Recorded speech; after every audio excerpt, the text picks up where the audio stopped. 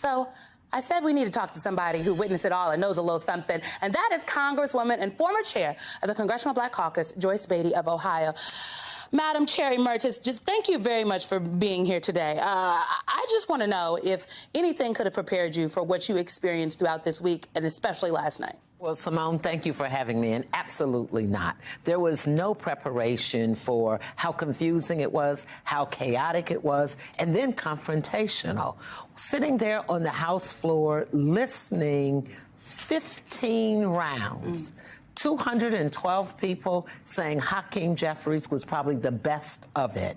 But to have to witness them repeatedly try to get to 218, and mind you, they never really got there by voice vote. The present vote lowered the threshold. To do present for the American people to know to lower that threshold. So really, he didn't get elected with the 218.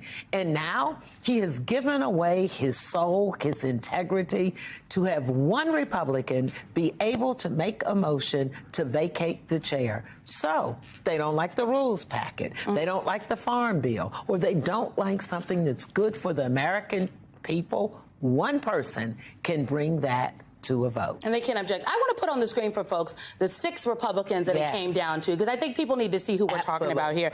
These six folks, they held out until the end. Sources are telling NBC News that these Freedom Caucus holdouts were demanding 3 seats on the Rules Committee. The Rules Committee controls the bills that make it to the House floor. Yes. We don't know yet if those concessions, if those demands were met, if you will.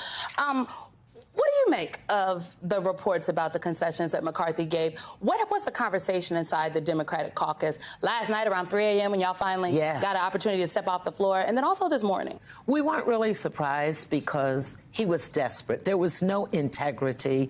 And all along, he has supported those who have denied President Biden being the president. Some of those same individuals were out in the forefront in that very chamber 2 years ago, where we were on January the 6th. Are you concerned about their ability to govern? I am very concerned because clearly 4 days, 15 rounds, still not getting to 218 and selling your soul, he will not be a speaker that will be able to control the Congress. And I think it's going to have a lot of implications on 2024. Do you trust the negotiations that Democrats will have to go into with Speaker McCarthy? Do you trust that he is a good faith negotiator? I don't think he's of good faith, but I have all the confidence in the world in Hakeem Jeffries. I was going to ask you about He has met a match that he's not ready for. We saw that last night.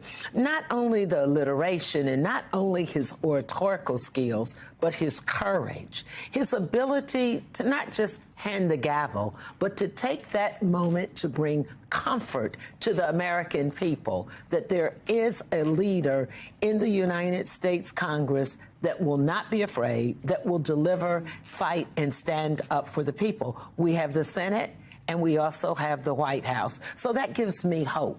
All right. Hope is very important. Yes. Congresswoman Joyce Beatty, thank you very much for being here. And I know everyone has been thanking you and talking about your service in the Congressional Black Caucus. I know for a fact that you made a difference in those rooms when I was at the White House on the campaign trail. So I appreciate your service as well. Thank you. Good to see you.